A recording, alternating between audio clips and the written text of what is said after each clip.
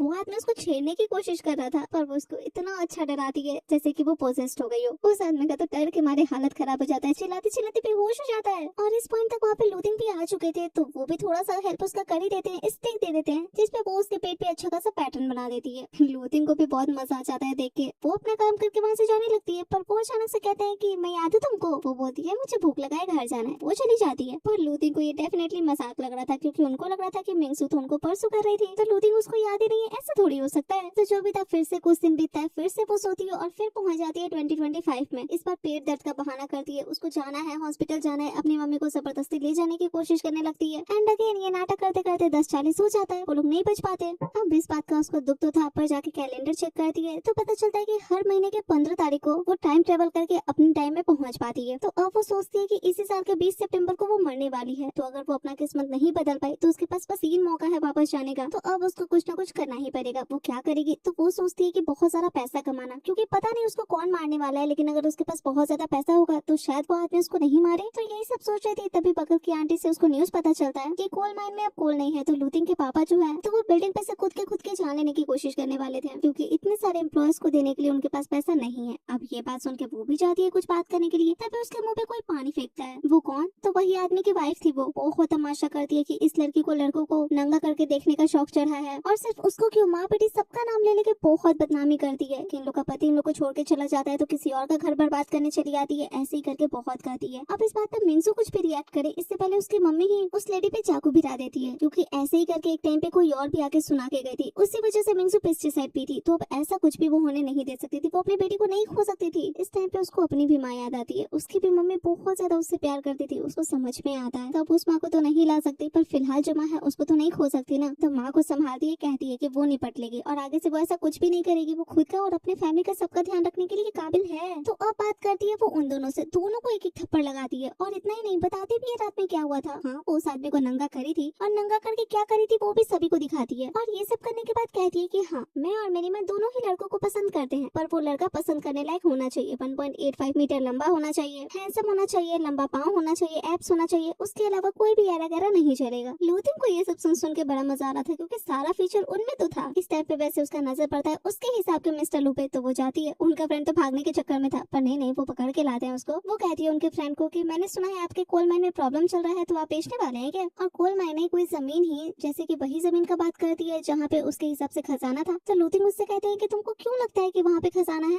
वो तो बार बार उनको साइड ही कर रही थी, क्योंकि उसको मिस्टर लू से जो बात करना था। वो कहती है कि ठीक है, फिर हम बेट लगाएं, हम वहाँ पे खुदाई करते हैं, अगर वहाँ कुछ भी नहीं मिलेगा तो मैं इस चीज का सारा एक्सपेंस दे दूंगी, पर अगर वहाँ पे कुछ मिलता है तो उसका 10% मेरा। अब वो लोग मान तो जाए, पर दिक्कत ये था कि उस जगह पे इस लू फैमिली का एंसेस्ट्रल ग्रेव था। तो लूथिंग के पापा तो बिल्कुल भी नहीं मानेंगे। तो लूथिंग ये कहते हैं कि इसके पास इसका भी कुछ न कुछ सोल्यूशन तो होगा ही। अब फिलहाल मिंगसू के पास नहीं था, पर बाद में बताएगी। तो ये सब बात करके वो आराम से घर पे आती है। वो वाइन लेके आई थी, ड्रिंक करने का मन था उसका, पर उसकी मम्मी उसको रोकती है, क्योंकि लड़कियां ड्रिंक नहीं करती है उनके हिसाब से। लड़कियों को झाड़ू पोछा कपड़ा बर्तन ये सब करने आना चाहिए, घर संभालने आना चाहिए। वो कहती है आपको आता है ना माँ? माँ कहती है हाँ। जिस पे वो कहती है कोई भी आपसे प्यार करता है क्या? पापा, दादा, दादी, अंकल, आंटी, कोई भी आपकी इज्जत नहीं करता। और हमारे लैंडलेडी को देखिए, उनके मूड पे डिपेंड करता है कि वो घर का काम करेगी या नहीं करेगी, पर अगर उनकी सास उनको कुछ बोल दे तो उनके पास इतना औकात है कि वो तुरंत उस फैमिली से अलग हो सकती है। माँ कहती है हाँ, तो वो लैंडलेडी है ना, वो पढ़ी लिखी है, कमाती धमाती है, पैसा है उसके पास, तो उससे क्या ही कंपेयर करना। पर बेटी कहती है ये सब तो है ही, जो कि मेरे पास भी है, पर सबसे इम्पोर्टेंट ये है कि लैंडलेडी को पता है खुद से प्यार कैसे किया जाता है। तो इसलिए वो अपनी मम्मी को भी समझाती है कि अगर आप अपनी इज्जत नहीं करिएगा ना, तो कोई भी आपकी वैल्यू नहीं करेगा। तो वैसे उसका ये सारा बात माँ समझ रही थी, पर फिलहाल ड्रिंक करने तो नहीं देती है। तो अब यहाँ से सीन शिफ्ट होता है नेक्स्ट डे। वो जाती है फिर से उन दोनों से मिलने के लिए, क्योंकि प्लान तो वो बना ली थी। और वो क्या, तो वो लूथिंग के फ्रेंड को कहती है कि तुम जाकर मिस्टर लू को बोलो कि तुम्हारे सपने में तुम्हारे एंसेस्टर आए थे और उन्होंने बताया है कि उस पर्टिकुलर जगह पे खजाना गिरा हुआ है। अब ये सब वो बात कर ही रहे थे, तभी देखते हैं कि उनके पापा किसी को मार पीट के भगा रहे हैं। क्यों? क्योंकि वो आदमी कहा था कि इसी लू फैमिली का कोई आदमी उसके सपना में आया था और वो मिस्टर लू से 500 यौन लेने के लिए कहा है। अब इस चीज से ये तो तय हो चुका था कि इन लोग का प्लान ये फ्लॉप ही होने वाला है। तो वो लोग खुद ही पहुंच जाते हैं उस जगह पे खुदाई करने का सारा सामान लेके, और वो पर्टिकुलर पेड़ का है ये तो उन लोगों को पता चल ही जाता है। पर उन लोगों के पास सिर्फ 2 दिन था, क्योंकि इस 2 दिन के लिए लूथिंग के पापा बिजनेस ट्रिप से बाहर गए थे। तो ठीक है, 2 दिन तक तो वो लोग खुदाई करते हैं, किसी को कुछ भी नहीं मिलता। और अब लूथिंग तो नहीं, पर उनका फ्रेंड बहुत ज्यादा घबराने लगा था, क्योंकि मिस्टर लू आ चुके होंगे बिजनेस ट्रिप से, तो अगर उनको पता चल गया तो पता नहीं क्या करेंगे वो। और इतना कहने का देरी होता नहीं है कि मिस्टर लू वहाँ पे आ जाते हैं। उसको लगता है कि लूथिंग के फ्रेंड का तो अब अच्छा खासा बैंड बचेगा, तो वो उसको प्रोटेक्ट करने के लिए लूथिंग को आगे कर देती है। पर ये क्या, लूथिंग को ही पकड़ के उसके पापा पीटना शुरू कर देते हैं। इस पॉइंट पे मिंगसू पूछती है उनके फ्रेंड से कि तुम्हारे पापा इसको क्यों मार रहे हैं? वो कहता है कि तुमको ऐसा क्यों लगता है कि लू फैमिली का बेटा मैं हूँ? वो कहती है मैंने फोटो में देखा था। फ्रेंड कहता है कि ये है मिस्टर लू का बेटा। तो अब ये सुन के उसका दिमाग तो खराब होता है, पर बचाना तो था लूथिंग को। वो जाकर उसके पापा को कहती है कि मुझे 1 दिन दीजिए, आपकी फैमिली में जितना क्राइसिस है सब कुछ रिजॉल्व हो जाएगा। अब ये सुन के लूथिंग के पापा का दिमाग और भी ज्यादा गर्म हो जाता है, क्योंकि उनको ऐसा लग रहा था कि लड़की के चक्कर में पड़ के उनका बेटा बावला हुआ जा रहा है। इस बात पे वो भी कहती है कि हाँ, लूथिंग को अच्छे से पकड़ के कहती है कि हम दोनों एक दूसरे से बहुत प्यार करते हैं और आप हमें खुदाई करने दीजिए यहाँ पे, वरना देख लीजिए हम आपके घर पे जाकर सीन क्रिएट करेंगे। अब ये सब बोल ही रही थी, तभी लूथिंग उसको कुछ तो पकड़ाते हैं, और उसका वैसे ड्रामा चालू ही था। वो थोड़ा सा रोध होकर कहती है कि मैं इसको बिल्कुल भी छोड़ना नहीं चाहती, बहुत प्यार करती है मुझसे, पर मैं इसको छोड़ने के लिए भी तैयार हो जाऊंगी। आप मुझे बस 1 दिन दीजिए यहाँ पे खुदाई करने का। अगर कुछ नहीं मिलता है तो मैं प्रॉमिस करती हूँ मैं लूथिंग से कभी भी बात नहीं करूंगी फिर। और इतना ही नहीं, जितना भी लॉस हुआ है उन सबका खर्चा मैं ही उठाऊंगी। इतना पे भी लुतिन के पापा नहीं मानते तो लुतिन खुद ही कहते हैं कि ठीक है रहने दीजिए ना, आप सुने ना कि ये खर्चा उठाएगी तो अगर खुदाई करने के बाद कुछ नहीं मिलता है तो 100,000 का खजाना ये दे देगी। वो कहती है कहाँ से लाऊंगी मैं इतना पैसा? वो कहते हैं अभी तो बोल रही थी ना खजाना है। वो कहती है अगर नहीं मिला तो वो कहते हैं हाथ में देखो। तो देखती है तो 100,000 बैंक में जमा हुआ का रिसीप्ट था। हाँ फेक ही था पर फिर भी दिखाती है सबको कि चलो बैंक में है तो आप लोग को मिल जाएगा। अब इस पॉइंट पे लुतिन के पापा को भी आके उनका आदमी बताता है कि वर्कर्स पैसा का वेट कर रहे हैं, तो वो भी आधा दिन देख ही देते हैं उन लोग को खुदाई करने का। पूरा शाम हो जाता है, कुछ भी नहीं मिलता उसको। डर भी लग रहा था कि पता नहीं क्या होगा उसके साथ। सोच में भी थी कि अभी तक तो जो उसको पता था सब कुछ हो रहा था,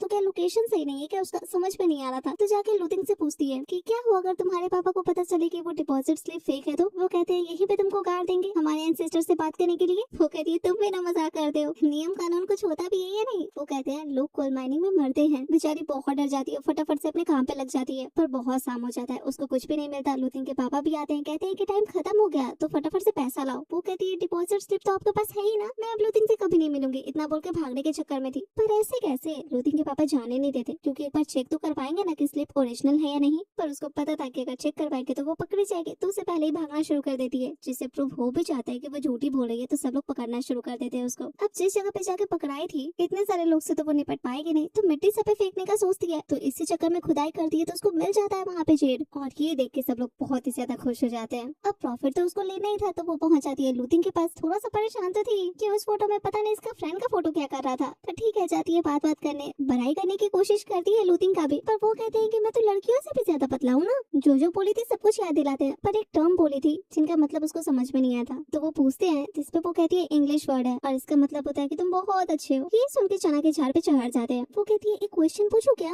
कि रात में भी सनग्लास क्यों पहनते हो तुम? बेचारे का इज्जत का कबाड़ा। पर ठीक है टॉपिक पे आती है। वो बोली थी ना कि मिल जाएगा तो 10% उसका, तो वही पैसे के बारे में बात कर रही थी। पर वो कहती है कि तुमको कैसे पता कि वहाँ पे जेड है?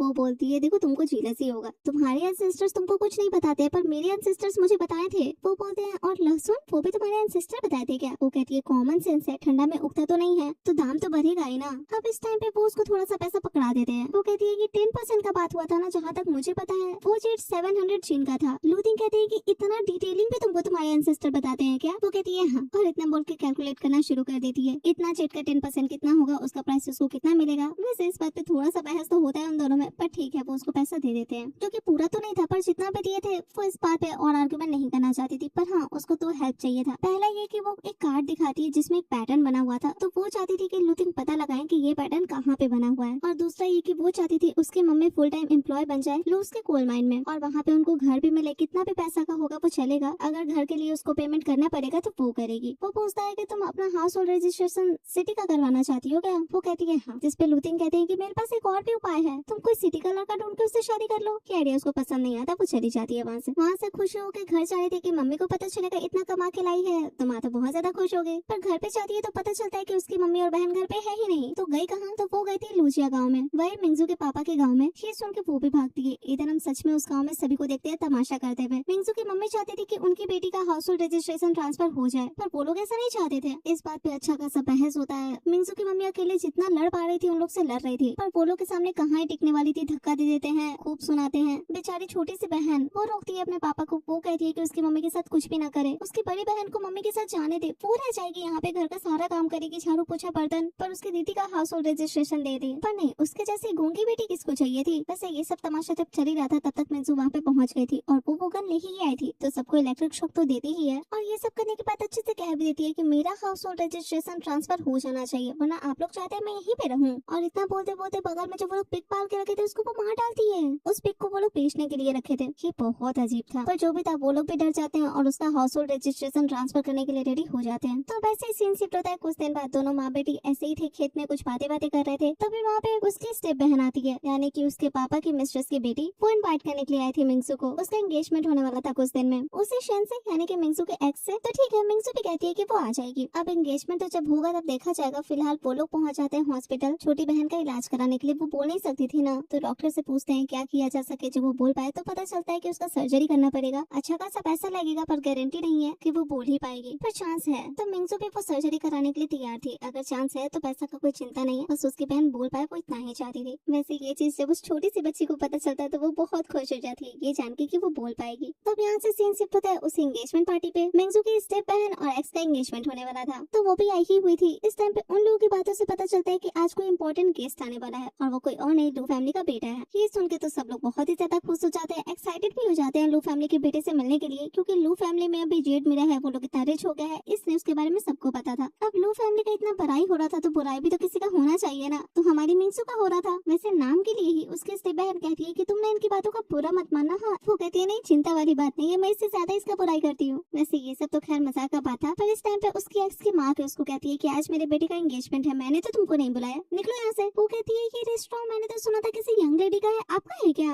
वो कहती है मैंने बुक किया है आज। ये सुनकर मिंगसू वहाँ की वेट्रेस को बुलाती है, माँ का सिग्नेचर डिशेस क्या क्या है ये पूछती है, तो पता चलता है कि वहाँ पे जितना भी खाना परोसा गया था ना, इस रेस्टोरेंट का कुछ भी सिग्नेचर डिश नहीं था। तो वो वहाँ पे पैसे रखती है ताकि वो सिग्नेचर डिश खा पाए, पर नहीं, उसका एक्स उस वेट्रेस को कहता है कि यहाँ पे लू फैमिली का बेटा आने वाला है, तो अगर तुम इसका पैसा एक्सेप्ट करोगे ना तो समझ लो कि तुम लू फैमिली के अगेंस्ट जा रही हो, उसको ऑफेंड कर रही हो। तो वो वेट्रेस पे फिर उसका पैसा लेने से मना कर देती है, और तब मिंगसू कहती है कि तुम ऐसा कैसे कर सकती हो, मैं गर्लफ्रेंड हूँ लूथिंग की। अब ये बात तो किसी को डाइजेस्ट होने वाला था नहीं, सब लोग गुस्साते भी है, साथ में उसको माफी मांगने के लिए भी कहते हैं, जो कि वो तो मांगने से रही, वहाँ से जाना चाह रही थी पर कोई जाने भी नहीं देता, और आज तो उसका गन भी उसके साथ था नहीं, पर वो खुद को बचाना अच्छे से जानती थी, तो सबसे निपट के वहाँ से भागते रहती है। तब टकराती है लूथिंग से, पहले तो गुस्साती है फिर अच्छे से बात करने लगती है, कहती है कि थोड़ा सा देख के चलना चाहिए था ना, अगर तुम्हारे चेहरा पे चोट लग जाता तो दुनिया से एक हैंडसम आदमी कम हो जाता ना और एक और अगली आदमी बढ़ जाता। पर ठीक है, वो अंदर जाते हैं। इस पॉइंट पे वो शेनन से हैंड से करना चाह रहा था, जो कि वो नहीं करते। पूछते हैं कौन हो तुम? उसकी माँ फटाक से कहती है कि ये मेरा बेटा है। अब वो तो ठीक है, पर लूथिंग पूछते हैं कि आप कौन हो, तो वो अपने बारे में भी बताती है, पर वो तो दोनों में से किसी को नहीं पहचानते थे। अब उन लोग का पोपट न बन जाए इसलिए शेन पूरा टॉपिक ही चेंज कर देता है। वो फटाक से कहता है कि ये लड़की आपकी गर्लफ्रेंड बनने का नाटक कर रही थी, सबको पता है कि आप इस जैसे लड़की के चक्कर में कैसे पड़ जाएंगे। वो तो फटाक से उसको पकड़ के कहते हैं कि हाँ है ये मेरी गर्लफ्रेंड और इसको पसंद करने में बुराई क्या है। बेचारे सब शौक की मिंगसू उनकी गर्लफ्रेंड है, वो तो एकदम सीना चौड़ा करके इंट्रोड्यूस कराते हैं अपनी गर्लफ्रेंड को, और बस इतना ही तो करना था। मिंगसू भी थोड़ा सा रो धो के ड्रामा करने लगती है कि देखो ना ये लोग मुझे परेशान कर रहे हैं, मैं बहुत डर गई थी, बहुत ज्यादा ड्रामा करती है ऐसे। बेचारे लूथिंग को तो समझ में नहीं आ रहा था कि ठीक है भाई करी क्या वो,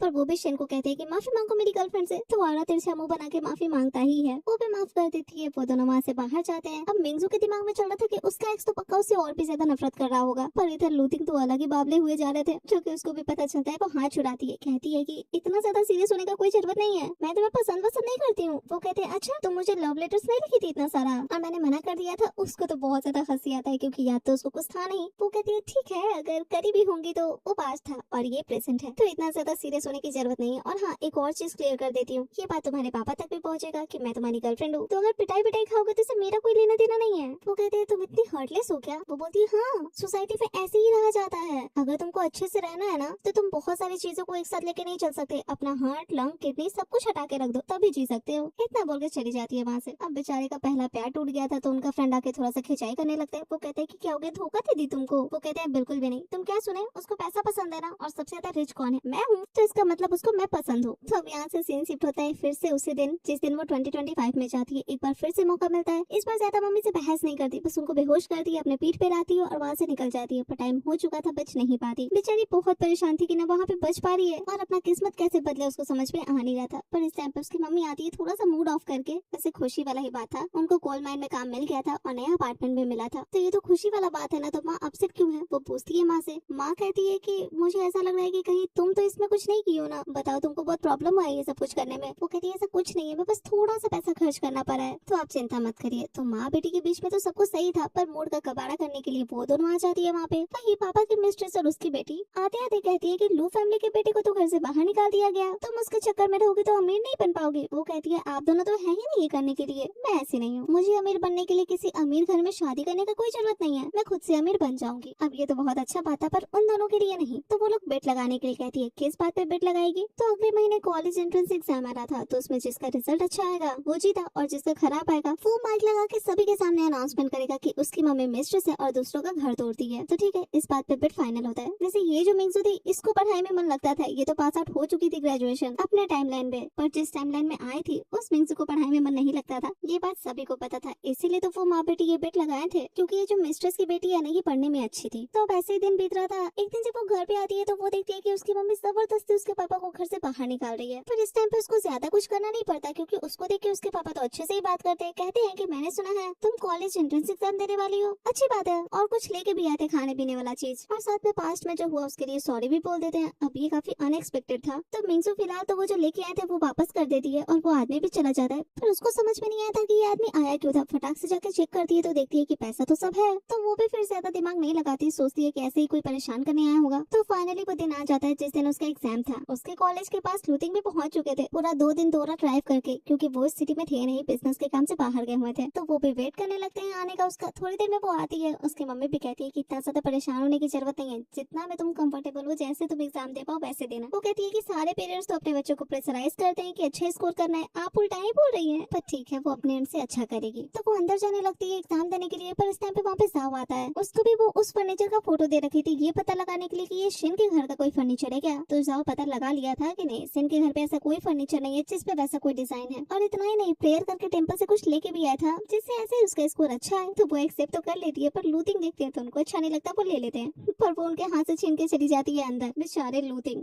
वो जाओ खुद को इंट्रोड्यूस करना चाह रहा था उनसे, पर उनको कोई इंटरेस्ट नहीं था। इधर एक एक करके सब अपना अपना एडमिट कार्ड दिखाते हैं। क्लासरूम में अंदर जा रहे थे, पर जब वो दिखाती है तो पता चलता है कि उसका एडमिट कार्ड तो फेक है। अब उसको समझ में नहीं आ रहा था कि स्कूल ही तो दिया था, फिर फेक कैसे हो सकता है। तब उसको याद आता है कि उस दिन उसके पापा आए थे ना घर पे, शायद यही करने के लिए। इधर लूथिंग अभी तक गए नहीं थे। हाँ, उनके पापा उनका वेट कर रहे थे घर पे, पर फिर भी वो यहाँ पे रुके हुए थे। इतनी देर में वो देखते हैं कि भागती हुई वो आ रही है, तो फटाफट से गेट खोलते हैं कार का, दोनों ही बैठ जाते हैं। उसके पास बस 20 मिनट बाकी था एग्जाम शुरू होने में, तो फटाफट से चलाने के लिए कहती है। जाना था उसको उसके पापा के घर पे। अब थोड़ी देर में पहुंच तो जाती है, सीधे जाती है अपने पापा के पास, कहती है कि पैसा कहाँ है, आपने उस दिन मेरे घर से पैसा चुराया ना, 5,000 यन कम था उस दिन। उसके पापा एक्सेप्ट ही नहीं कर रहे थे कि वो पैसे चुराया, तो जबरदस्ती पुलिस स्टेशन लेके जाने लगती है। वो आदमी कहता है कि मैंने पैसा नहीं चुराया है, मैंने तो बस एडमिट कार्ड बदला था। अब यही तो सुनना था उसको बहुत बुरा लगता है। मांगती है अपना एडमिट कार्ड, उसके पापा नहीं देते। रोने भी लगती है कि मैं भी तो बेटी ही हूँ ना आपकी। बेचारी का बस 10 मिनट बाकी था एग्जाम शुरू होने का। उसके पापा तो थोड़ा सा पिघल भी जाते, पर मिस्ट्रेस पिघलने नहीं देती है। तो इस टाइम पे छीना छोरी होता है, मारा मारी होता है। वहाँ पे उसका एक्स भी था और उसको धोने के लिए लूथिंग भी आ जाते हैं। वो लूथिंग को सारा सच बताती है। तो इस टाइम पे लूथिंग एक एडमिट कार्ड दिखाते हैं वहाँ पे सभी को, जिसमें उस मिस्ट्रेस की बेटी का फोटो लगा हुआ था। वो कहते हैं फटाफट से मिंगजू का एडमिट कार्ड उसको दे देने के लिए, वरना ये एडमिट कार्ड वो फाड़ देंगे। अब फाड़ तो देंगे, पर 1 मिनट। मिस्ट्रेस कहती है कि मेरी बेटी तो अंदर एग्जाम देने के लिए बैठ चुकी है, फिर उसका एडमिट कार्ड तुम्हारे पास कैसे आ गया। वो कहते हैं तुमको क्या लगता है, लू फैमिली का बेटा हूँ मैं, मेरे लिए कुछ टफ हो सकता है क्या। अब ये सुन के फटाफट से एडमिट कार्ड वो दे देती है। तो मिंगजू भी लेके वहाँ से निकल जाती है और वो फटाक से उस एडमिट कार्ड को लेके भागते हैं बाहर, क्योंकि उनको पता था कि ये वही मिंगजू का फेक एडमिट कार्ड है। इस पे तो बस उस मिस्ट्रेस की बेटी का फोटो चिपका हुआ था। दोनों फटाफट से भागते हैं वहाँ से। हाँ, बस 5 मिनट बाकी था। इतनी देर में फटाफट से वो उसको पहुंचा देते हैं। तो अब सीन शिफ्ट होता है फिर से उसी रात को, जिस रात को 2025 में पहुंचने वाली थी। इस बार उसको लगता है कि वो वापस यहाँ पे नहीं आएगी, जैसे तैसे करके वो वहाँ पे बच ही जाएगी। तो वहाँ पे जाती तो है, इस पर करती क्या है, सीधे गेट खोलती है, अपनी माँ को 2-3 थप्पड़ जड़ देती है और भागना शुरू कर देती है। उसकी माँ भी उसका पीछा करना शुरू कर देती है। वो तो सोचती है कि चलो इस पर वो बच जाएगी, पर आखिरी सीढ़ी तक जाते जाते उसका पाँव फिसलता है, गिरती है और वो वहीं पे मर जाती है। और एक बार फिर से जगती है 1987 में। बहुत दिमाग खराब हो जाता है उसका, पर कुछ कर नहीं सकती थी ना। तो फाइनली उसके रिजल्ट आउट होने का दिन आ जाता है। सबको पता चल चुका था कि लियो फैमिली की बेटी फर्स्ट प्लेस पे आई है। अब लियो फैमिली की बेटी तो मिंगजू भी है और वो मिस्ट्रेस की बेटी भी है, क्योंकि दोनों का ही सरनेम लियो है। तो सबको ऐसा लगता है कि हाँ, वो मिस्ट्रेस की बेटी ही टॉप की है, क्योंकि पढ़ने में तो वही अच्छी थी। तो एकदम धौंस के साथ तीनों के तीनों पहुंच जाते हैं सुबह सुबह मिंगजू के घर पे हॉर्न के साथ, क्योंकि उन लोग को तो पता था कि फर्स्ट प्लेस किसका आया है। तो बेट तो हार गई ना मिंगजू, तो बोलना तो पड़ेगा उसको सभी के सामने कि उसकी मम्मी मिस्ट्रेस है। तो अच्छा खासा वो लोग इंसल्ट करते हैं। हॉर्न भी उसकी मम्मी को पकड़ा दिया जाता है ये बोलने के लिए, पर मिंगजू अभी रोकती है अपनी मम्मी को, क्योंकि उसका रिजल्ट आउट नहीं हुआ था उसके हिसाब से। पर ऐसा थोड़ी होता है, पता चल चुका है कि फर्स्ट प्लेस किसका आया है, तो उसका रिजल्ट आउट नहीं हुआ। किसी को लग नहीं रहा था कि इसमें कोई सेंस बनता है। तो उसकी मम्मी भी जैसे ही बोलने वाली थी, तभी उसके घर पे मेयर का एंट्री होता है और वो क्लियर करते हैं कि लियो फैमिली की बेटी टॉप तो करी है, सिर्फ उनके कॉलेज में ही नहीं पूरे प्रोविंस पे टॉप करी है, और उस लड़की का नाम लियो मिंगजू है। सच पता चलते हैं उन लोगों को बहुत बड़ा झटका लगता है। पर फिलहाल जो मेयर करने आए थे वो करते हैं, उसको सर्टिफिकेट देते हैं और ये सब करके आराम से चले जाते हैं। पर अब वो लड़की तो हार चुकी थी, तो वो तो टॉपिक ही बदल देती है। वो कहती है तो क्या हो गया, मेरा शादी सेन के साथ होने वाला है और तुम्हारा बॉयफ्रेंड तुमको छोड़ चुका है, तो तुमसे मैं फिर भी अच्छी ही हूँ। वो कहती है तुम ये सब छोड़ो ना, तुम ये बोलो कि तुम्हारी मम्मी मिस्ट्रेस है, जो कि बेट लगा था। इस बात पे तो वो मिस्ट्रेस और उसके पापा दोनों उसी को समझाना शुरू कर देते हैं कि पास था, छोड़ो ना, हो गया तो तुम्हारा तो अच्छा मार्क्स आया है ना, तो तुम खुश रहो, पर ना ना ना ना बिल्कुल भी छोड़ने वाली नहीं थी। वो हॉर्न देती है उसको बोलने के लिए, वो तो कुछ बोल ही नहीं रही थी। तो मिंगजू कहती है क्या हुआ, लोग ज्यादा नहीं है क्या? तो वो अनाउंसमेंट करती है कि जितने भी राही बटोही आप लोग जा रहे हैं सब लोग रुक जाइए, मेरी बहन कुछ अनाउंस करने वाली है। बेचारे उसको बहुत खराब लग रहा था, पर फिर भी वो अनाउंस करती है। वैसे तो बोलती है कि मेरी मम्मी मिस्ट्रेस है, पर मिंगजू कहती है कि ऐसे नहीं चलेगा, अपनी मम्मी का नाम लो, किस फैमिली का घर तोड़िए, सब कुछ इंक्लूड करके पूरा अच्छे से बोलो। तो वो पूरा अच्छे से बोलती है और चेहरा दिखाने लायक तो चेहरा बचा नहीं था किसी का, तो सब भाग जाते हैं वहाँ से। पर जो भी था इधर हम लूथिंग को देखते हैं, उनको भी पता चल चुका था कि मिंगजू प्रोविंस में टॉप करी है। तो ये उनके लिए कोई शॉकिंग बात था नहीं, क्योंकि मिंगजू बहुत ज्यादा झंडे गाड़ चुकी थी ऑलरेडी, अभी तक बहुत कुछ अच्छा करी थी। तो इस टाइम पे उनका फ्रेंड कहता है कि तुमको पता है जाओ पसंद करता है उसको, मतलब वही फैक्ट्री मैनेजर जिसके साथ वो काम करती है।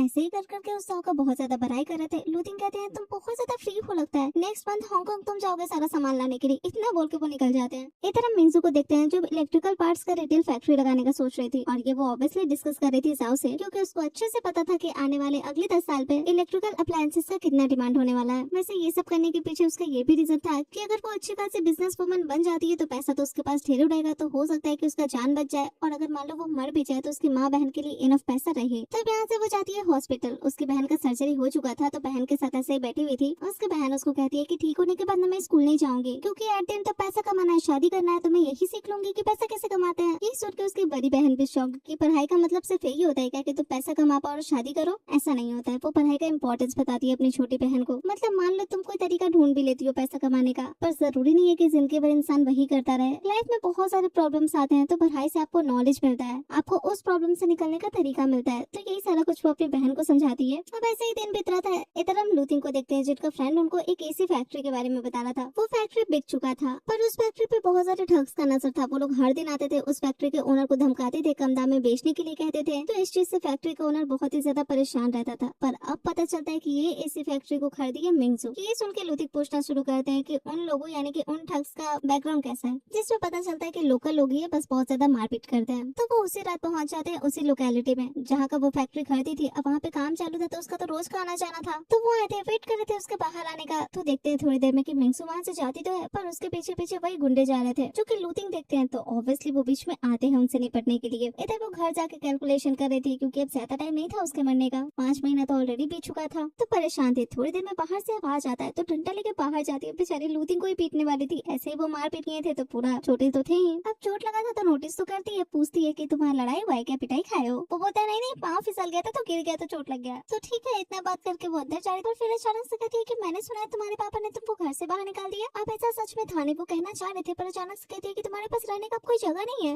वो कहते हैं हाँ, अब मैं होमलेस हो चुका हूँ। इस टाइम पे उसको लगता है कि वो यहाँ पे आ गई है, इस वजह से इस आदमी का किस्मत बदल गया है क्या, क्योंकि इसको तो सबसे अमीर आदमी बनना था। पर अब वो कर भी कह सकती थी। तो वो पूछती है कि तुम मेरे फैक्ट्री में काम करोगे? वो तो तुरंत राजी हो जाते हैं। ये सुन के उनके फ्रेंड को बहुत बड़ा शौक लगता है, क्योंकि वो तो अपना भी कंपनी बना चुके थे ना हांगकांग के साथ, उनका 8 मिलियन का कॉन्ट्रैक्ट साइन होने वाला था, और वो ये सारा काम धंधा छोड़ के फैक्ट्री में जाके काम करेंगे मिंगजू के। लूथिंग कहते हैं कि तुमको पता है वो मुझे क्यों हायर किए? क्योंकि वो मुझे हर दिन देखना चाहती है, मुझे पसंद करती है। ये सुन के उनका फ्रेंड बॉस लाइक प्यार में आदमी सच में पगला जाता है। तो ऐसे ही दिन बीत रहा था। एक दिन वो तीनों जाते हैं, किसी से मिलने जाना था, वही कोऑपरेशन के बात के लिए। फॉरेन के इन्वेस्टर थे, तो वो लोग ट्राई करते हैं उनसे मिलने का, पर वो आदमी मिलने में इंटरेस्टेड नहीं था इन लोग से। और हाँ, इस टाइप पे लूथिंग छिपे जा रहे थे, वो अपना चेहरा नहीं दिखा रहे थे उस इन्वेस्टर को, पर मिलना तो इन लोग को था। तो प्लान तो हमारे मिंगजू के पास था ही। रात में गेट के ऊपर से कूदने की कोशिश करती है वो, डेफिनेटली जाओ के ऊपर से चढ़ के, पर वो अंदर कूद पाए इससे पहले अंदर से डॉग बाहर आ जाता है भौंकते भौंकते। ये देख के तो सबका दिमाग खराब हो जाता है। फटाक से लूथिंग जाओ को धक्का देते हैं और मिंगजू को अपने गोद में भर लेते हैं। इस बात पे जाओ थोड़ा सा ऑफेंड हो जाता है, आके एकदम लड़ाई करने के मूड में था कि तुम मुझे धक्का क्यों दिए? वो कहते हैं अच्छा मैंने धक्का दे दिया क्या? वो मिंगजू गिर रही थी ना तो मैंने देखा, आई एम सॉरी। हम माफी तो मांग लिए थे। तो वो आदमी फिर भी मानता तो नहीं है, पीटने वाला था, पर हमारी मिंगजू साइड लेती है लूथिंग का। वो कहती है कि ठीक है ना, माफी मांग लिया ना। इतना बोल के वो जाओ को फैक्ट्री भेज देती है, क्योंकि यहाँ पे वो दोनों संभाल लेंगे। वैसे थोड़ी देर बाद उनका फ्रेंड आता है बोलने के लिए कि अच्छा खासा नुकसान हो जाएगा तुम्हारा अगर तुम कॉन्ट्रैक्ट साइन नहीं करोगे तो, मतलब 3 लाख का नुकसान करके तुमको यहाँ 3000 का जॉब करना है। पर लूथिंग को फिलहाल अपना लॉस दिखाई ही नहीं दे रहा था। वो तो यही सपना सजा रहा था कि कब मिंगजू कही कि मुझे तुमसे शादी करना है। पर ठीक है, ऐसा नहीं था कि नेग्लेक्ट करते हैं। कुछ दिन बाद मिंगजू के फैक्ट्री में वो फॉरेन इन्वेस्टर इन्वेस्ट करने के लिए तैयार हो जाता है, और ये ऑब्वियसली लूथिंग के कहने पे हुआ था। पर लूथिंग इन्वेस्टर को कुछ कहने नहीं देते, तो वो तो चला जाता है। पर मिंगजू को ऐसा लग रहा था कि ये सब कुछ साव की वजह से हुआ है, तो वो तो उसका बड़ाई करते रही, थक रही थी। वैसे उसको ऐसे ही नहीं लग रहा था कि साव ये सब कुछ किया है। साव बोला था कि उसका एक फ्रेंड है जो कि इस इन्वेस्टर को जानता है, तो वही थोड़ा सा पोलाया तो ये माना है इसके फैक्ट्री के साथ कोऑपरेट करने के लिए। तो इसलिए वो चाहते थे कि साव को वो डिनर पे बुलाए। बेचारे लूथिंग उसको बताना चाह रहे थे कि नहीं सब कुछ मैंने किया है, पर उसके पास टाइम ही नहीं देगी कि सब कुछ सुनने का। ऑलरेडी काम में बहुत ज्यादा बिजी थी तो वो और सौ वहाँ से निकल जाते हैं। इधर हम एक रेस्टोरेंट में उसे शेन को देखते हैं। मिंगजू का एक्स और उसकी स्टेप बहन का फियांसे वो किसी और लड़की के साथ लगा पड़ा था जो कि मिंगजू की स्टेप बहन देखी थी। तो वो पूछती है कि कौन है ये। वो बताता है कि उसकी पुरानी क्लासमेट और बहुत ज्यादा चिपका भी हुआ था। तो इस बारे में क्वेश्चन भी करती है। इस बात पे वो कहता है कि मैं तुम्हारे जैसा नहीं हूँ, तुम तो अपनी बड़ी बहन को भी अपनी दुश्मन बना ली हो।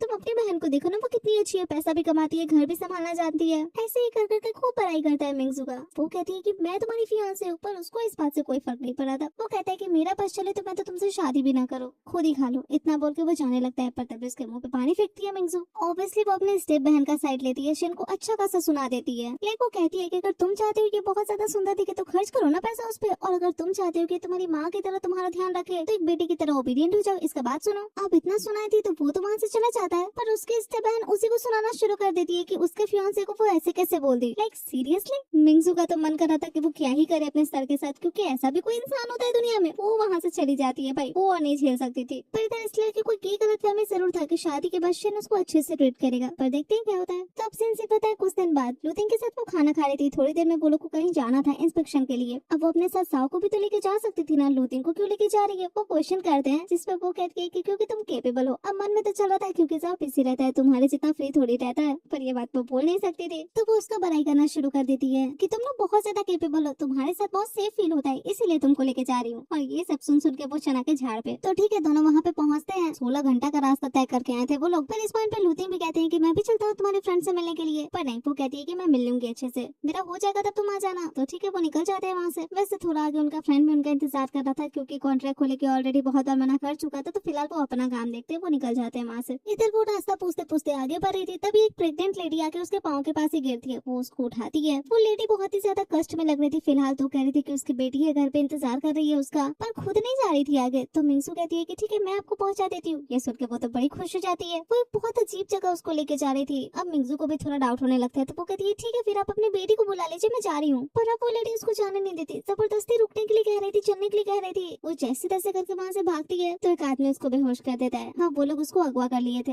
इधर सीन शिफ्ट होता है उसकी मम्मी के घर पे। माँ बेटी दोनों घर पे अकेली थी। तभी उसके पति का पूरा फैमिली वहाँ पे आ जाता है। पैसे तो पैसे मांगने के लिए आया था, कर्ज वगैरह, पर वहाँ पे देखा टीवी, फ्रिज, सिलाई मशीन, ये सब देख के उन लोग को लालच आ जाता है, क्योंकि ये सब उस टाइम पे बहुत महंगा चीज था, सबके घर पे नहीं होता था। इनफैक्ट सिर्फ एक ही इंसान के घर पे था, वो था विलेज चीफ। तो वो लोग जबरदस्ती उठा के ले जाने की कोशिश करने लगते हैं, क्योंकि उनके हिसाब से ये सारा कुछ का अरेंजमेंट तो मिंगसू की है ना, वो इतना पैसा कमाती है, तो मिंगसू तो उनके घर की पोती है ना, तो ये सब उन लोग का हुआ। तो इस बात पे लेके अच्छा खासा लड़ाई होता है। माँ डेफिनेटली उन लोग को लेके जाने नहीं दे रही थी। लड़ाई होता है अच्छा खासा। माँ तो गेट पे खड़ी हो जाती है कि नहीं, वो नहीं लेके जाने देगी उन लोग को, पर उनका कोई बस नहीं चलता। उनके पति उन पे हमला करते हैं, और ये सब देख के जब छोटी बेटी जाके मना करती है, वो रोकती है, वो भी गेट पे जाके खड़ी हो गई थी, तो उसका वापस छोटी सी बच्ची पे भी वैसे ही हमला करता है। पूरा कमर खून खून हो गया था बच्चे का। और ये देख के माँ का दिमाग बहुत गर्म हो जाता है, बहुत चीखने चिल्लाती है, पूरा कुल्हाड़ी उठा लेती है कि आज तो वो सबको निपटा ही के छोड़ेगी। हाँ, सब लोग बहुत ज्यादा डर जाते हैं। मारती तो नहीं है, पर बहुत ज्यादा आपस से बाहर हो गई थी। इधर लूथिंग उसका इंतजार कर रहे थे, क्योंकि मिंगसू के आने का टाइम हो गया था, पर इतना देर वेट करने के बाद भी वो आती नहीं है। तब उनका फ्रेंड आके बताता है कि मिंगसू को बेच दिया गया है कोई और गाँव में, यहाँ से काफी दूर है वो। ये सुन के फटाफट से पहुँचते हैं वो वहाँ पे। हाँ, वहाँ पे एक लेडी बंधी हुई थी। फटाफट से जाके उसका हाथ खोलते हैं, पर जब चेहरा देखते हैं तो पता चलता है कि तो कोई और है। इतनी देर में वो लेडी उन पे हमला कर देती है। वैसे वो वही थी जो मिंगसू को यहाँ पे फंसा के लेके आई थी। तो बात रहा कि मिंगसू कहाँ पे, तो वो थोड़ी देर में पुलिस को लेके आती है उस लेडी को अरेस्ट करवाने के लिए। तो ऑफिसर्स तो उस लेडी को लेके चले जाते हैं, पर लूथिंग जाके उसको जोर से हक करते हैं। काफी घबरा गए थे, उसको भी अच्छा लगता है वैसे। पर अचानक से देखती है कि इतना ज्यादा ब्लीडिंग हो रहा है, तो उनको हॉस्पिटल लेके जाती है। अब डॉक्टर तो मरहम पट्टी कर दी थी, ज्यादा गहरा घाव नहीं था, ऐसा बोल के डॉक्टर चली जाती है। और ये बात उनका फ्रेंड सुनता है, मिंगसू नहीं सुन पाती। तो जब वो अंदर वार्ड में आती है तो वो तो अच्छा खासा ड्रामा करना शुरू कर देती है कि बहुत ज्यादा दर्द है। और उनका फ्रेंड तो और कहता है कि इतना डीप कट है कि इंटेस्टाइन कट जाता। वो भी दर्द करने का बहुत ज्यादा नाटक करने लगते हैं। पर एक मिनट, उनका फ्रेंड पूछता है कि तुम बाहर कैसे आई उन लोगों के जंगल से। अब इस टाइम पे हमें पूरी कहानी पता चलता है। उसको जब होश आया था तब वो बंधी हुई थी और दो लोग आपस में झगड़ रहे थे। वही लेडी 3500 में उसको बेचना चाहती थी एक दूसरे आदमी को। और ये आवाज सुन के मिंगसू का भी ड्रामा चालू हो जाता है। रोती धोती है और चिल्लाती है कि मुझे पैसे नहीं चाहिए। तो सब अंदर जाते हैं, तब वो अपना कहानी सुनाना शुरू करती है। वो कहती है कि मेरे पापा मुझे 78 साल के आदमी को बेचने वाले हैं, और उसी से तो बच के मैं यहाँ पे आई हूँ। पर तुम तो काफी अच्छे लग रहे हो, अपने 30s में ही हो, तो मुझे पैसे नहीं चाहिए। मैं तो तुम्हारे साथ ऐसे भी चलने के लिए तैयार हूँ, मुझे कहीं और लेके चलो, वरना ये मुझे किसी और को बेच देगी, तुमको लेने नहीं देगी। ऐसे ही कर करके उन दोनों दोनों में लड़ाई लगवा रही थी। वो लेडी तो उस आदमी को बहुत समझाने की कोशिश करती है कि इसके बाद में मत आओ, ये फंसा रही है तुमको, पर अब कहाँ वो आदमी सुनने वाला था। वो तो उस लेडी को ही मार के बेहोश कर देता है। इधर वो उससे बहुत प्यार से बात करती है, उसका मुनाफा भी करवा देती है। कैसे? तो उसी लेडी को बेचने के लिए कहती है। उस लेडी को बेचने पे 4000 मिला था उसको। तो ये पाके वो आदमी बहुत ज्यादा खुश था। और अब तो मिंगसू जो बोलती है उसको करने के लिए वो करता है। उसको भूख लगा था तो वो खुद से बना के लेके आता है खाना। हाँ, उसको क्या खाना था मिंगसू खुद ही कहती है, पर मिंगसू कुछ ऐसा चीज बनाने के लिए बोली थी जिससे उसको एलर्जी था, तो उसका तबीयत खराब होने लगता है और इसकी वजह से वो उसको हॉस्पिटल लेके जाता है। और बस इसी टाइम पे वो पुलिस को इन्फॉर्म करने के लिए गई थी, नर्स को। ये सब सुन के लूथिंग को बहुत बड़ा झटका लगता है कि वो अपना तबीयत खराब कर लेगी क्या।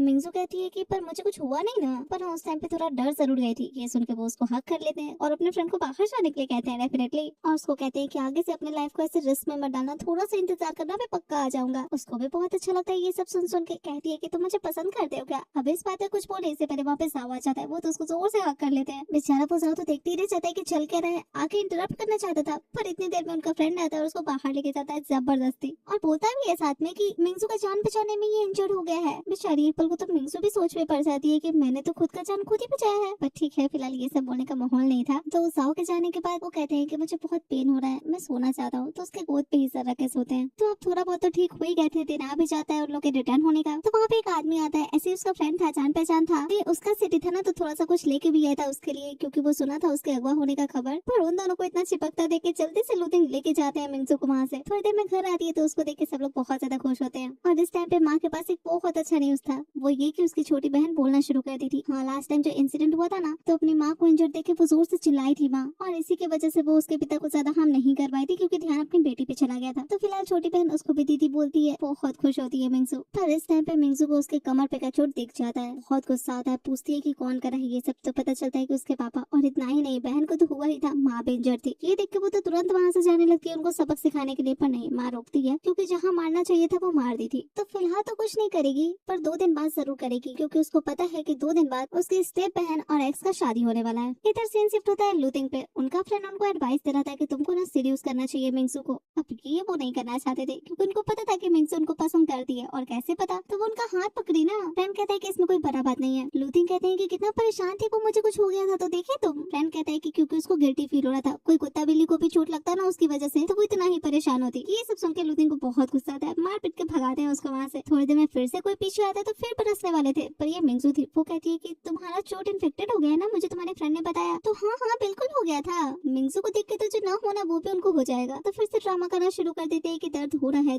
तो वो भी वापस से मलहम पट्टी कर देगी, ऐसा सोचती है। पर इस टाइम पे लूथिंग उसको खुद का बॉडी फील करवाना शुरू कर देते हैं, लाइक एब्स वगैरह, और उसको भी फील करके बड़ा मजा आ रहा था। और ये वो भी नोटिस करते हैं, तो उनको भी अच्छा लगता है कि मिंगसू पसंद तो करती है उनको। हाँ, खुशी छिपाए नहीं छिप रहा था दोनों का ही। पर इस टाइम पे वो कहती है कि मैं जा रही हूँ, जाओ आने वाला है, तो वो चली जाती है। थोड़ी देर बाद वो जाओ से मिलती है। वैसे वो जाओ को बोली थी चलने के लिए उसकी बहन की शादी में, क्योंकि कुछ प्लान बना के रखी थी। तो जाओ तो उसके साथ चलने के लिए रेडी था ही, पर वो कहती है कि वहाँ पे कुछ न कुछ खतरा हो सकता है, तो ध्यान रखना अपना। ये सुन के जाओ को भी बड़ा अच्छा लगता है। इतने में वो थैंक यू बोलती है, क्योंकि वो उसके साथ जाने के लिए तैयार है, तो थैंक यू बोलती है तो हाथ पकड़ के। ये देख के वो तो लाल पीला हुआ जा रहा था, पर लूथिंग देख के बहुत ज्यादा गुस्सा आ रहे थे। पर ठीक है, वो मिंगसू के साथ उसके बहन की शादी में नहीं आते हैं, तो क्या हुआ, उनका फ्रेंड आता है, मतलब वो तीनों लोग आते हैं। अब शादी बर्बाद तो करना था, तो ऊट पटांग से गिफ्ट तो लेके आए ही थे। अब पहले तो बस मजाक उड़ाते हैं उन लोग का, पर जब पापा के मिस्ट्रेस इस बात पे सुनाना शुरू करती है, क्योंकि बर्बाद तो उनकी बेटी का शादी हो रहा था, तो इस टाइम पे उसके लिए भी बहुत अच्छा गिफ्ट लाई थी वो। उसका ढेर सारा फोटो था किसी और आदमी के साथ हक करते हुए, चिपका चिपकी करते हुए। ये देख के उस लेडी के हस्बैंड भी उसको एक थप्पड़ जड़ ही देते हैं। पर मिंगसू उसके बाद पूरा सच बताती है। वो कहती है कि पता है आपको प्रमोशन कैसे मिला था फैक्ट्री में, क्योंकि आपकी ये जो मिस्ट्रेस है, ये आपके सीनियर्स के साथ भी अपना रिलेशन बनाती थी, उनको भी सीड्यूस करती थी,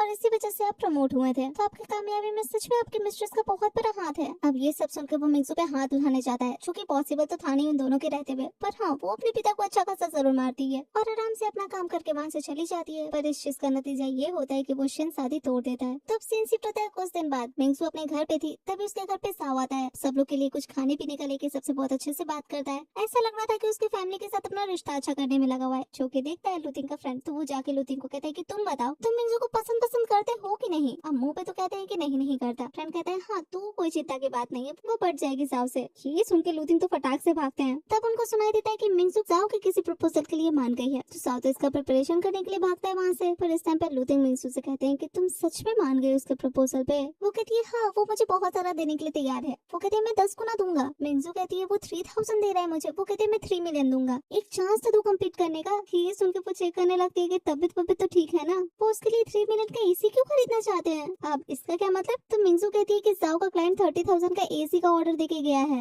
ये सुन के वो थोड़ा सा रिलैक्स हो जाते हैं। वो कहते हैं मतलब इस ऑर्डर का तुम बात कर रही थी कि तुम मान गई हो? वो कहती है हाँ, वो तो फूले नहीं समा रहे थे। एंड देन खुद ही पूछती है कि तुम मुझे पसंद करते हो क्या? वो कहते हैं तुमको क्या लगता है? इस बात पे वो कहती है कि तुम अच्छा खासा प्रॉफिट का नुकसान करके मेरे फैक्ट्री में काम करने आए, राइट? मैंने तो ये भी सुना है कि तुम 18 घंटा राइड करके आए हो सिर्फ कॉलेज के पास ये देखने के लिए कि मैं एग्जाम देने आई हूँ या नहीं। वो तो वहाँ से भागने के लिए तैयार थी ये सब सुन के, पर वो कहती है रुको जरा, पहले बताओ करी हो या नहीं। वो कहते हैं कि हाँ, पर मैं तो बस तुम्हारी हेल्प करना चाहता था, मुझे कोई शक नहीं है तुम्हारी काबिलियत पे। अच्छा तुमको पैसा चाहिए ना, मैं पैसे कमाने में बहुत अच्छा हूँ और मैं कमाने का सारा पैसा तुमको ही दूंगा। वो कहती है पैसा मैं खुद भी कमा सकती हूँ, मुझे बस प्यार दो। अब ये सुन के तो पूरा लाल पीला हो जाते हैं वो सही में, क्योंकि इसका मतलब तो यही है ना कि वो मान गई है। वो कहती है अगर मैं कहूँ कि मेरे पास सिर्फ 1 ही महीना बाकी है तब भी तो मुझे पसंद करोगे? वो कहते हैं बस 1 दिन भी रहे तब भी मैं तुम्हें पसंद करता हूँ। तो ठीक है, फिर इसका रिजल्ट ये होता है कि दोनों एक दूसरे को डेट करने के लिए तैयार हो जाते हैं। अब रात काफी हो गया था तो वो घर जाने लगती है। वो तो पूरा नाचना शुरू कर देते हैं। इस पॉइंट पे वो वापस से आती है, कहती है कि रुको थोड़ा, मुझे कुछ कहना था, मैं भी तुमको पसंद करती हूँ। इतना बोल के वो भाग जाती है ताकि अपना डांस कंटिन्यू कर ले। तो ठीक है, वो नाचते नाचते चले जाते हैं। अब ये सब होने के बाद घर पे आके वो सोच रही थी उसके पास सच में सिर्फ आधा महीना ही बचा हुआ था। तो वो सोच रही थी कि पता नहीं वो मर जाएगी फिर अपने टाइम में वापस चली जाएगी। पर फिर भी अगर उसके जाने के बाद यहाँ पे रियल वाली मिंगसू आ भी जाती है तो पति तो फिर भी उसको लूथिंग ही मिलेगा, तो उस मिंगसू के लिए भी ये अच्छा ही है। तो ये सब सोच के वो खूब खुश हो जाती है। इधर हम लूथिंग को देखते हैं। वो अपने ब्राइड प्राइस के लिए ढेर सारा सोना खरीद लिए थे, ढेर सारे पैसे का जुगाड़ कर लिए थे, क्योंकि शादी के लिए प्रपोज तो अब वो मिंगसू को करना ही चाहते थे।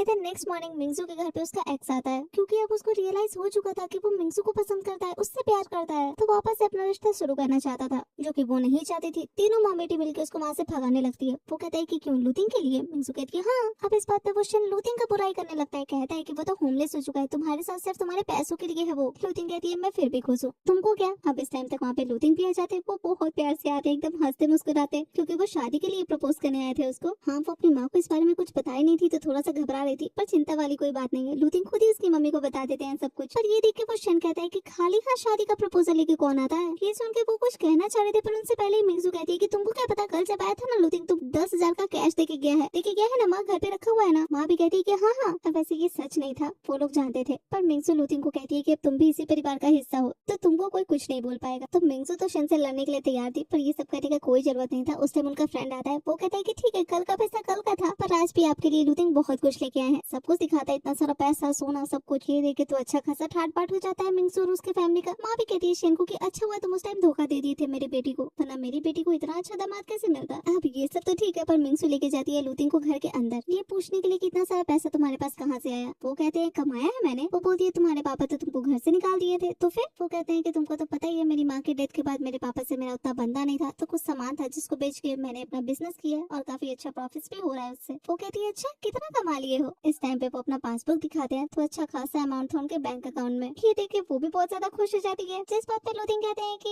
ये सब तुम्हारा ही होने वाला है। वो कहती है ठीक है, तो मैं रख लेती हूँ, ये सब मेरे इन्वेस्टमेंट के काम आ जाएगा और उससे जो प्रॉफिट होगा वो मैं तुम्हें दे दूंगी। लूथिंग कहते हैं हाँ ठीक है, मुझे कोई प्रॉब्लम नहीं है। पर मिंगसू खुद ही कहती है कि तुमको ऐसा नहीं लग रहा है कि मैं बहुत ज्यादा लालची बन रही हूँ? वो कहते हैं तो अच्छी बात है ना, इसी बहाने मेरे पास तो रहोगी। पर वो कहती है कि ऐसा कुछ नहीं है, लड़की भी खुद के मेहनत पे रह सकती है। तो ठीक है, ये सब बात करते करते काफी लेट हो गया था, बाहर भी तो जाना था ना, तो वो उसको किस करते और भाग जाते हैं वहाँ से। तो ऐसे ही कुछ दिन बीतता है। एक दिन उसको पता चलता है कि उसके घर पे उसके पापा आए हुए हैं। आके देखती है तो भीड़ लगा हुआ है। पापा माफी मांग रहे मम्मी से, पर मम्मी माफ करने के मूड में नहीं थी, दौड़ा दौड़ा के मार रही थी। तो वो आते हैं मिंगसू से माफी मांगने के लिए। इस टाइम पे उसको अपनी माँ याद आती है, क्योंकि उसका उसकी माँ से इसी बात पे लड़ाई हुआ था। मतलब उसकी मम्मी उसके नाना जी यानी कि मम्मी के पापा पे उतना ज्यादा ध्यान नहीं देती थी, पैसा खर्च नहीं करना चाहती थी, पर मिंगसू अपने नाना का ख्याल रखती थी। वो पैसा भेजा करती थी, ध्यान भी रखती थी और इसी बात पे अपनी माँ को सुनाई थी। तो प्रेजेंट में उसको समझ में आ रहा था कि कोई कोई पिता ऐसा होता है कि चाह के भी बेटी उसका इज्जत नहीं कर पाती है। शायद उसकी माँ के साथ भी उनके पिता ऐसा ही कुछ करे होंगे। तो यही सब सोच के प्रेजेंट में वो लोग उनको घर से बाहर निकाल देते हैं, क्योंकि माफी तो नहीं मिलेगा। तो अब सीन शिफ्ट होता है। 3 दिनों के लिए लूथिंग जा रहे थे बिजनेस ट्रिप पे। तो हाँ, वो लोग दोनों ही एक दूसरे को मिस तो करेंगे, पर वो सी ऑफ करने जाती है लूथिंग को। बहुत ही ज्यादा इमोशनल हो रही थी, तो जाते टाइम एक बार किस करती है और बस वहाँ से चली जाती है। कहती है कि जाओ जल्दी, आना भी तो है ना। वैसे उसको पता था कि कल वो फिर से जाने वाली है 2025 में, तो शायद वापस ना आए इसीलिए ज्यादा मिस कर रही थी। तो रात में वापस से वो पहुंचती है 2025 में। इस बार कोई बात नहीं करती, सीधे घर के अंदर घुसती है, चाकू लेकर अपना हाथ काट लेती है। कहती है कि मम्मी 5 मिनट में भूकंप आने वाला है, मेरे साथ नीचे चलिए। माँ नहीं सुनेगी तो फिर से काट लेती है। फटाफट उसकी मम्मी भी उसके साथ नीचे आती है। इस बार बहुत खुश थी क्योंकि उसकी मम्मी भी उसके साथ आ रही थी। वो लोग गेट तक पहुंच चुके थे, बस खोलना था, बाहर जाना था, पर गेट नहीं खुलता क्योंकि गेट खराब था, रिपेयरिंग के लिए बोला हुआ था। तो वो समझ जाती है कि भगवान चाहते हैं कि वो वहीं पे दब के मरे। फिर से भूकंप आता है एंड अगेन रिजल्ट वही होता है। तो प्रेजेंट में उठती है, उसको बहुत रोना आ रहा था क्योंकि अब पता था कि अब उसके पास टाइम नहीं है, वापस से वो नहीं जा सकती क्योंकि इस लाइफ में वो मर जाएगी। वैसे इस टाइम पे जाओ आता है, उसको भी पता लगाने के लिए गई थी उसी पैटर्न के बारे में जो कि अभी पता नहीं चला था। पर हाँ, जाओ पूछता है कि तुम डेट करना शुरू कर दी हो क्या? वो कहती है हाँ। तो ज्यादा कुछ नहीं बोलता, बस कांग्रेचुलेट करके चला जाता है वहाँ से। इस पॉइंट पे उसको अपनी स्टेप बहन का मैसेज मिलता है कि वो मरने वाली है, तो मरने से पहले मिलना चाहती है मिंगसू से। तो जाती है मिंगसू उसके पास। वैसे मिंगसू उसको पसंद नहीं करती थी, वो भी जानती थी, पर फिर भी वो अपना दुखड़ा सुनाती है उसको। कहती है कि वो मुझे चीट किया, मैं उससे कितना प्यार करती थी, पता नहीं वो मुझे धोखा क्यों दिया। मिंगसू कहती है इतना छोटा सा बात तुमको समझ में नहीं आता क्या? चीट करने वाले आदमी किसी को भी चीट करते हैं, उस आदमी का तो नेचर ही वैसा है। दुनिया में और भी लोग हैं, आंखें खोलो देखो उन लोग को। वो कहती है पर मैं तो सिर्फ उसी को प्यार करती थी। मिंगसू कहती है कि कूदना चाहती हो ना, चलो मैं तुम्हारी हेल्प कर देती हूँ, कूदो कूदो। पर नहीं, वो लड़की मरना नहीं चाहती थी, बस थोड़ा सा ड्रामा कर रही थी। तो मिंगसू उसको लेके जाती है बाहर में, ढेर सारे मेल मॉडल्स आते हैं वहाँ पे। अब ये सब तो इसीलिए था कि उसकी बहन को थोड़ा सा ठीक फील हो, पर मिंगसू ये भी जानती थी कि वो लड़की दिल की बुरी नहीं है और पढ़ाई लिखाई में तो अच्छी ही है। तो वो उसको अपने फैक्ट्री में अकाउंट्स मैनेज करने का काम ऑफर करती है, जो कि उसकी बहन भी एक्सेप्ट करती है। तो ठीक है, वो बाहर जाती है क्योंकि उसको कॉल आया था लूथिंग का। हम बाहर में थी, ये बात तो लूथिंग को पता नहीं चलना चाहिए ना। तो वो कहती है कि मैं आर्ट गैलरी में हूँ, बात नहीं कर सकती, फोन काट देती है। फिर उसके पीछे ही लूथिंग खड़े थे। वो कहते हैं कि ये आर्ट गैलरी है। वो भी बेचारी डर जाती है। वो कहती है तुम तो कल आने वाले थे ना। फिर लूथिंग कहती है क्यों, तुम खुश नहीं हो मैं आज आ गया तो?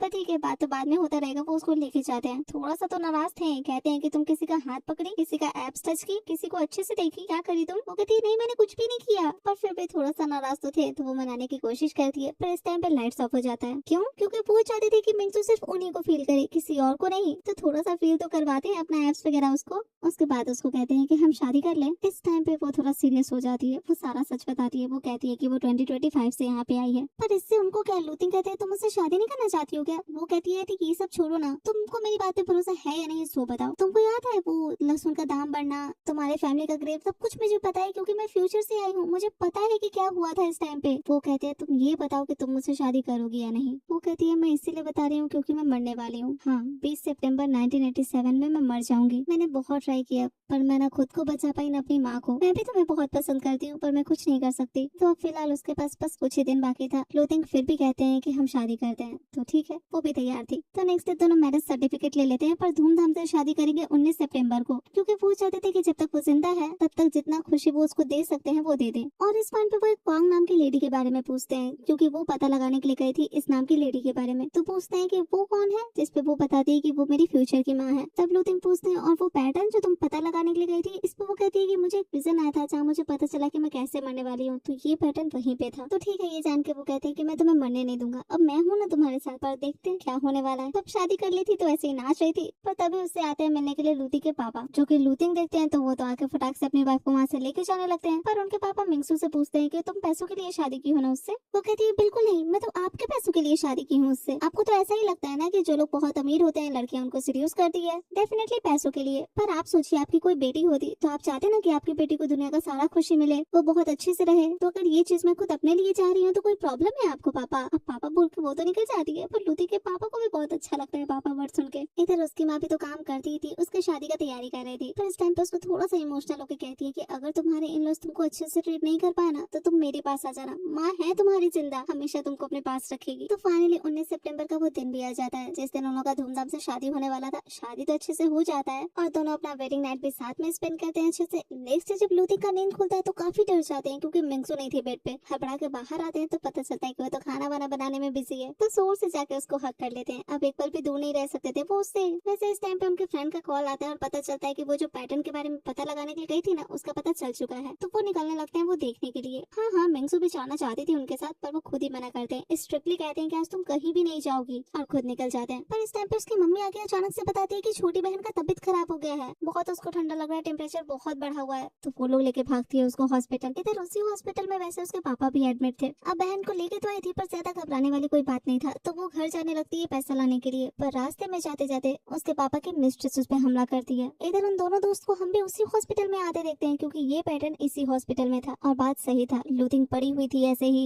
जिस रूम में थी उसी के डोर पे वो पैटर्न बना हुआ था। तो वो समझ जाती है कि वो अपने मौत को नहीं टाल पाई। आज 20 सितंबर है और उसका मौत ऐसे ही होने वाला था, उसको विजन आया था। अब उस मिस्ट्रेस के भी पास मारने का रीजन था क्योंकि उनका जॉब चला गया था, पति मरने वाला था, कोई इज्जत रहा नहीं और ये सब कुछ मिंगजू की वजह से हुआ। तो मिंगजू को इतना अच्छा लाइफ जीती तो वो देख सकती नहीं थी, तो मारने के लिए चाकू बढ़ाती है। पर इस टाइम पे उसके हस्बैंड आ जाते हैं। वो मिस्ट्रेस तो नहीं मार पाती पर किस्मत को लूथिंग नहीं बदल पाते क्योंकि वो जहाँ गिरी थी वहाँ पे कील निकला हुआ था, पूरा खून खून हो चुका था, इंजर्ड हो चुकी थी और उसका डेथ वहाँ पे हो जाता है। और तब सीन शिफ्ट होता है 2025 में। वो हॉस्पिटल में थी, उसका इलाज चल रहा था पर आज जाके वो होश में आ गई थी। पर इस पॉइंट पे उसके दिमाग में यही सब कुछ चल रहा था जो जिंदगी वो जी के आई थी। उसकी मौत, उसका पति, उसकी माँ, उसकी बहन, सब उसकी आंखों के सामने आ रहा था। तो अब सीन शिफ्ट होता है 1 वीक बाद। वो बहुत हद तक ठीक हो चुकी थी, अपनी माँ को मिलने गई थी। उसकी माँ को अभी भी होश नहीं आया था। डॉक्टर उसको बताती है कि उसकी मम्मी का वर्टिब्रल फ्रैक्चर हो गया है क्योंकि भूकंप के टाइम पे वो अपने बॉडी से उसको कवर करके रखी थी। इस टाइम पे हम देख पाते हैं कि उस टाइम हुआ क्या था। हाँ, भूकंप तो आया था, बिल्डिंग गिरा था पर माँ बेटी जिंदा थी। वहाँ पे डॉक्टर्स का रेस्क्यू टीम भी आया था पर बहुत ज्यादा जो छोटे लोग थे उन लोगों को देखने में बिजी था। माँ जैसे तैसे करके खुद को बाहर निकालती है। उनको होश था क्योंकि उनकी बच्ची को कोई होश नहीं था। वो चाहती थी कि उनकी बेटी को इलाज मिले, सबसे रिक्वेस्ट करती है कि उनकी बेटी को कोई देख ले, सबको और लोग को देखना था। तो वो खुद से अपने पीठ पे उसी हालत में लेके आई थी हॉस्पिटल अपने बेटी को ताकि उनकी बेटी बच जाए। तो ठीक है, उसी टाइम से उन दोनों का इलाज चल रहा था। ये सब सुन के उसको बहुत बुरा लगता है अपनी मम्मी के लिए क्योंकि वो अपनी मम्मी से कितना बदतमीजी से बात करती थी कभी भी, पर उसकी मम्मी उसे बहुत प्यार करती है। तो ऐसे ही बैठ के रो रही थी। वैसे वो पता भी लगाने गई थी कि 1987 का वो जो भी देखी आई है कुछ एग्जिस्ट करता भी है या नहीं। तो एक फैक्ट्री के बारे में पता लगाने गई थी जिसपे उसको पता चलता है कि था तो ऐसा कुछ अच्छे से पता नहीं है पर वो लड़का सुना था कि बैंकरप्ट हो गया था। तो वो समझ जाती है कि शायद वो जो भी देखी थी वो सपना ही था। तो मम्मी के पास बैठी थी तो ये सब सुना रही थी, कह रही थी कि जब वो कोमा में थी ना तो बहुत अच्छा सपना देखी, वो बहुत अच्छा जिंदगी जी की आई। पर साथ में कहती भी है कि वहाँ पे जो मेरी मम्मी थी ना वो आपसे बहुत ज्यादा अच्छी थी, मुझे डांटती नहीं थी कभी। पर ठीक है, ऐसे ही करके अपने पूरे जिंदगी के बारे में अपनी मम्मी को बता देती है जो वो जी के आई थी। तो ऐसे ही बात करते करते उनका बॉडी क्लीन भी कर रही थी तब उसको अपनी मम्मी के कमर पे वही चोट का निशान दिखाई देता है जो उस लाइफ में उसकी बहन के पीठ पे हुआ था। इस पॉइंट पे उसको याद आता है कि उसकी मम्मी एक बार किसी से बात कर रही थी और उस टाइम पे उसको पता चला था कि उसकी मम्मी का कुछ और नाम था पहले पर वो नाम चेंज कर ली थी अपना। तो अब उसको जाना था कि उसकी मम्मी का रियल नेम क्या था। वो अपने नाना जी को कॉल करती है। उसके नाना जी तो सीधे उससे पैसा ही मांगना शुरू कर देते हैं क्योंकि 2 महीना से उनको पैसा मिला नहीं था। पर वो पूछती है कि मम्मी नाम चेंज की है क्या, क्या था मम्मी का पहले नाम। तब उसको पता चलता है कि उसकी मम्मी का नाम लियो मिंग याओ था और मम्मी की बड़ी बहन का नाम लियो मिंग सू था। और ये सुन के वो समझ जाती है कि वो जिंदगी जो जी के आई है वो अपनी मौसी का जिंदगी जी के आई है। और अब उसको अच्छे से पता है कि उसके जो नाना है वो उसकी मम्मी और मौसी के साथ किस तरीके से बर्ताव करते थे। ये सब सोच सोच के उसको बहुत बुरा लग रहा था और उधर उसके नाना तो उससे पैसे ही मांगे जा रहे थे। वो कहती है आपको पता चला क्या कि बिल्डिंग कोलैप्स कर गया है। नाना कहते हैं उसके कि नहीं मुझे तो नहीं पता। वो बहुत ज्यादा गुस्सा जाती है कि हर जगह न्यूज में है कि बिल्डिंग कोलैप्स हो गया है, इस चीज का 15 दिन बीत चुका है, अभी तक आपको इस बारे में पता ही नहीं चला है। मम्मी सही बोलती है, आपको सिर्फ पैसे से मतलब है ना। कोई कोई पेरेंट्स अपने बच्चों को डिजर्व ही नहीं करते हैं। अब मैं भी आपको कोई पैसे नहीं दूंगी, इतना बोल के फोन काट देती है। उसको याद था कि उसकी छोटी बहन बोल नहीं पाती थी और उसके पापा किस तरीके से ट्रीट करते थे उसकी छोटी बहन को। तो ऐसा बाप को कौन ही इज्जत देगा। पर इस बात से अनजान मिंगजू अपनी माँ से कितना बदतमीजी की थी अर्थक्वेक आने से पहले। वो अपनी माँ को यही सब बोल रही थी कि आप अपने पापा के बारे में कुछ भी सोचते क्यों नहीं है, आपके पापा आपको बड़ा किए हैं पर आपको अपने पापा से कोई लगाव नहीं है। पर कोई बात नहीं, अगर आपको नाना को नहीं देखना है तो मैं देखूंगी आपके बदला। और इसी बात पे दोनों माँ बेटी का बहस हुआ था उस टाइम पे। तो यही सब सोच सोच के बहुत रोती है क्योंकि सच उसको पता था, उसकी माँ का हर एक बर्ताव का रीजन उसको समझ में आ रहा था। वैसे इस टाइम पे उसकी मम्मी को होश भी आ गया था तो डॉक्टर को बुलाती है फटाफट। कुछ दिन में मम्मी ठीक भी हो जाती है, अच्छे तरीके से होश आ जाता है। इस टाइम पे मम्मी उसकी कहती है कि मैंने सुना तुम्हारा सारा कहानी, मुझे लगता था ना कि तुम माँ बिना कुछ नहीं कर पाओगी पर मेरी बेटी अब बड़ी हो गई है। मैं तो हमेशा से चाहती हूँ कि तुम खुश रहो। मैं हमेशा तुम्हारे मैटर में घुसती थी ना, मुझे ऐसा लगता था कि तुम शायद अपने लिए सही डिसीजन नहीं कर पाओगी इसीलिए मैं करती थी। पर अब से मैं ऐसा कुछ नहीं करूंगी, बस तुमको सपोर्ट करूंगी, तुम जो भी करना चाहोगे उसमें। ये सब सुन के वो भी खुश हो जाती है, कहती है कि मम्मा आई लव यू। उसकी मम्मा भी कहती है कि आई लव यू टू। तो माँ बेटी में तो सब कुछ ठीक हो जाता है पर माँ कहती है अगर तुम चाहती हो कि तुम्हारे नाना को, वो कहती है नहीं नहीं माफ नहीं करना है उनको, बिल्कुल भी माफ नहीं करना है। इससे उसकी माँ को कोई परेशानी नहीं था। तो इसके बाद हम कुछ दिन बाद का सीन देखते हैं। वो एक इंटरव्यू में पास हो गई थी, यही बात वो अपनी मम्मी को बता रही थी। तभी एक कार आके उसको ठोकता है, उसका तो दिमाग गर्म हो जाता है। जाके आदमी को बाहर निकलने के लिए कहती है जो कार में था। और ये आदमी कोई और नहीं हमारे हीरो थे, उनको भी याद था सब कुछ। वो दोनों एक दूसरे को हक करते हैं और इसी के साथ ये कहानी यहीं पे खत्म हो जाता है। तो दोस्तों आपको ये कहानी कैसा लगा आप मुझे कमेंट्स में जरूर बताइएगा। And thank you so much friends for watching this video. अगर आपको वीडियो पसंद आया होगा तो वीडियो को लाइक करके शेयर जरूर करिएगा और एक रिक्वेस्ट है कि वीडियो को हाइप भी कर दीजिएगा। तो मैं आपसे मिलती हूँ अब नेक्स्ट वीडियो में, तब तक के लिए बाय।